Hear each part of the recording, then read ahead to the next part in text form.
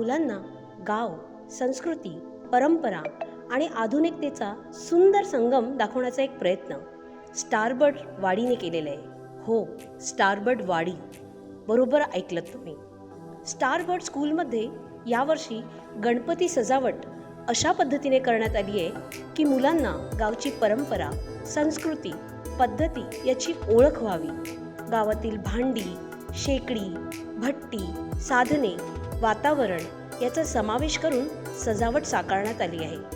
यातून आपल्या संस्कृतीची ओळख मुलांना होऊन त्यांच्यात संस्कार रुजावेत हाच उद्देश आहे. आम्ही शाळेमध्ये शाडूच्या मातीपासून गणपती बनवण्याचा उपक्रम राबवला होता. त्यातूनच साकार झालेली ही मूर्ती आणि ती पर्यावरणपूरक आहे. हे गणेशाचं बालरूप किती सुंदर झोका घेते ना.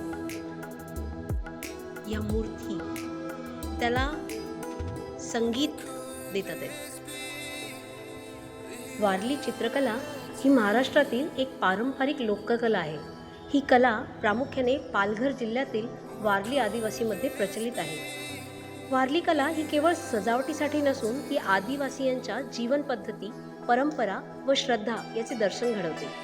आज वारली चित्रकला आंतरराष्ट्रीय पातळीवर ओळखली जाते आणि महाराष्ट्राच्या सांस्कृतिक वारशाचा महत्त्वाचा भाग मानली जाते.